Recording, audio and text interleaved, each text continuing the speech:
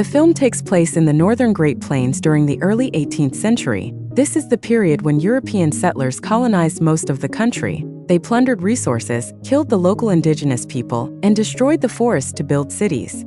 At the beginning, we see a young Comanche girl, Neru, enjoying hunting. She has a well-trained dog named Sari, who seems to be very loyal to her. One morning in the woods, Neru is practicing with her axe when she spots a deer. She decides to hunt it down, but a loud thunderclap causes the deer to flee. Neru and her dog are not willing to give up, so they chase the deer with all their might, but they are unsuccessful in catching it.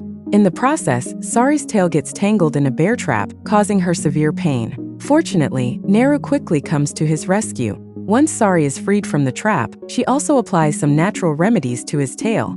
After this, the two prepare to head home, but at that moment they hear a loud noise coming from the sky. Neru immediately goes to investigate, and when she reaches a nearby cliff, she sees a large spaceship flying through the clouds. In the next scene, Neru meets her brother, Tabby, who is an excellent hunter. In fact, he is considered the most ferocious fighter in the entire tribe. Whenever they go on a big hunt, Tabby is the one leading them. Neru shares that she saw a thunderbird in the sky earlier. She also expresses her willingness to join him on the upcoming hunt. However, Tabby doesn't think she is ready, saying that it is dangerous. Afterwards, Neru returns to her mother and helps her prepare some medicine. While sharpening her axe, her mother asks why she wants to hunt. Neru replies that she is as skilled as the others because she uses her intelligence more than her physical strength. However, even her mother believes that she cannot hunt. This proves that the Comanche people do not believe that their women are as capable of hunting as their male counterparts. A few moments later, Tabby arrives with a bird that has been hunted for food, but Neru does not seem pleased.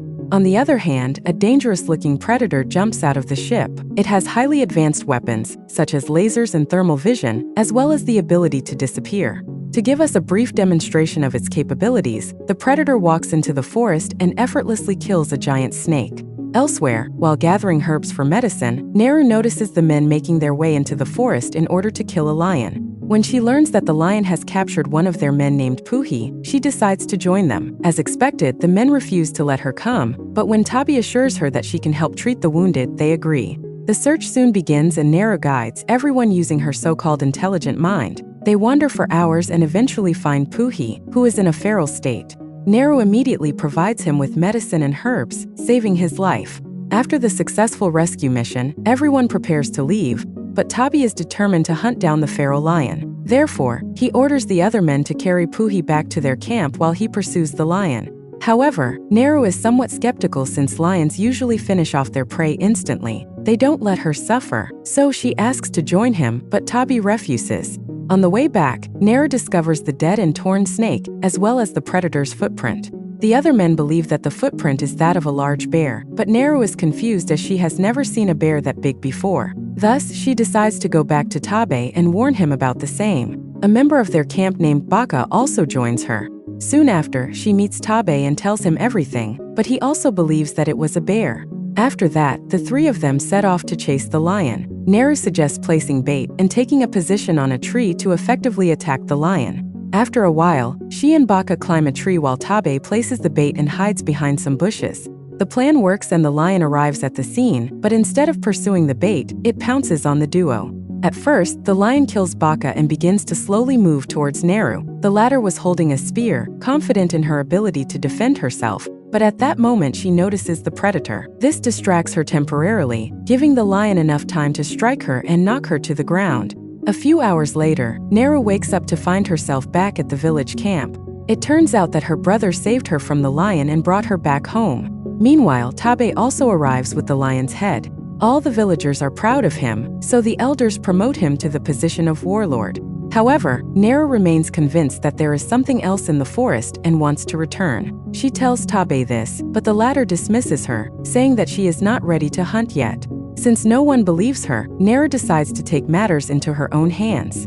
Early the next morning, she and her dog head into the forest to investigate. There, she makes a rope out of wooden sledges, attaches it to her axe, and uses it as a rebound piece. With its help, she manages to catch a rabbit, which she cooks in the forest and eats with Sari. Meanwhile, the predator watches a wolf about to pounce on a young animal. As the wolf grabs its prey, the predator attacks and kills it. On the other hand, Neru continues to move in search of clues about the predator. After a while, she reaches a place where she discovers several dead buffaloes with their hides torn off. Neru is shocked and confused about who could have done this, as buffaloes are seen as a symbol of honor and generosity in their culture. Next to the bodies, she discovers a cigar, but Neru has no idea what it is. After her investigation is over, she continues her journey until she falls into a swamp. To make matters worse, it turns out to be quicksand. Neru slowly sinks inside, and it seems like she will suffocate to death. But fortunately, she still has her boomerang axe. Using this, she somehow manages to save herself. Neru then heads to the nearby river to clean herself up. Meanwhile, we see the predator spotting the same cigar. In the next scene, Neru spots a large bear devouring its prey. Usually, even the bravest villagers run away from the beast, but Neru has a point to prove. She wants to kill it and take its head back to the village as a trophy. Unfortunately, at the last moment, her bow breaks and the bear spots her. Now, with the roles reversed, Neru runs for her life and eventually hides under a beaver dam. However, the bear uses its amazing sense of smell and tracks her down. She is about to be devoured when suddenly the predator arrives on the scene and attacks. The two beasts then engage in a fight, but the bear is eliminated within seconds. Seeing this, Neru is shocked and immediately swims away to save herself. The predator notices her but doesn't react, believing her to be no threat to it. Neru then reaches the shore, where some men from her village approach her. It turns out that after she disappeared, Tabe directed his men to search for her. Neru frantically explains to them what she saw, but no one believes her. Instead, they tell her to return to camp. When Neru refuses, they capture her and tie her up.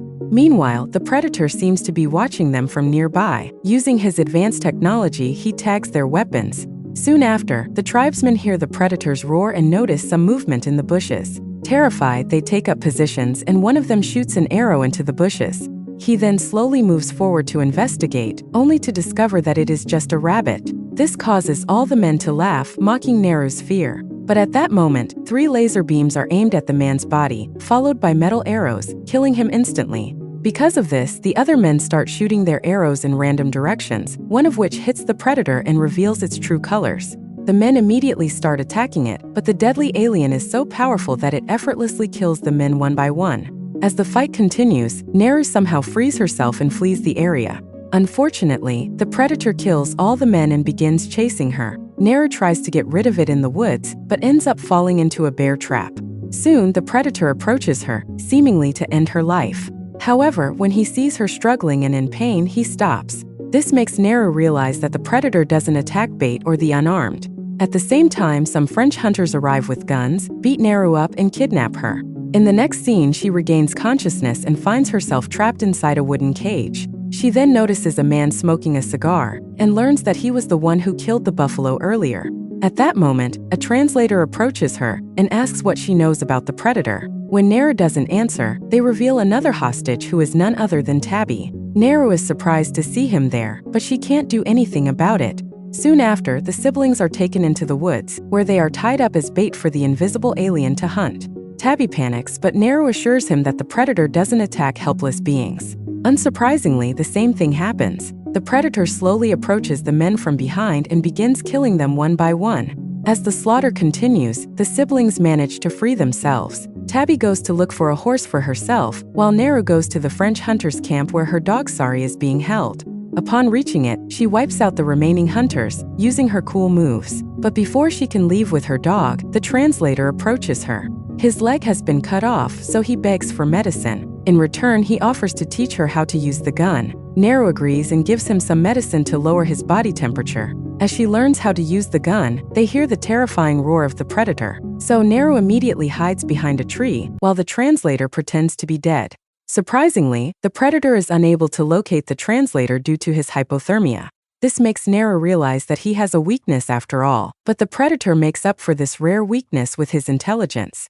He tramples all the corpses one by one. Most of them are unresponsive, but when it is the translator's turn, he screams in pain. The predator realizes that the human was just pretending to be dead and kills him in a flash. Then he spots Sari and aims his laser at her. However, just as he is about to shoot, Tabe arrives out of nowhere and attacks the predator's head, causing his helmet to fall off.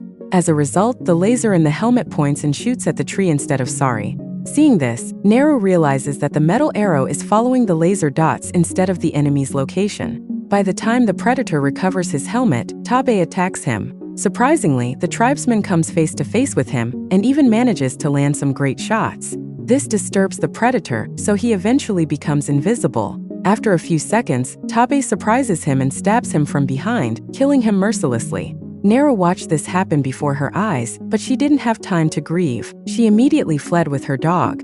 The next morning, she spotted one of the surviving French hunters across the river and captured him. She cut off his leg, preventing him from escaping and using him as bait. She then took medicine, which lowered her body temperature and made it impossible for the predator to sense her. After a while, the predator arrived as planned and tried to pursue the person who set up the bait, but as expected, he was unable to locate Neru. Suddenly, she shot him in the head from behind, took his helmet and fled. After that, she positioned the helmet in a way that the laser could be directed at the predator. He quickly arrived, and Neru jumped on him and began wrestling. She managed to cut off his hand using his own weapon. After that, with the help of Sari, she tied the predator with a rope and dragged him into the swamp. According to the plan, he aimed the metal arrows at Neru, oblivious to the fact that the laser was pointed at him. When he fired, the metal arrows pierced his own hand, eventually killing him. In the final scene, Neru returned to her village with the predator's head, making everyone proud of her. She was then declared the new warlord, something she had always dreamed of. Thanks for watching.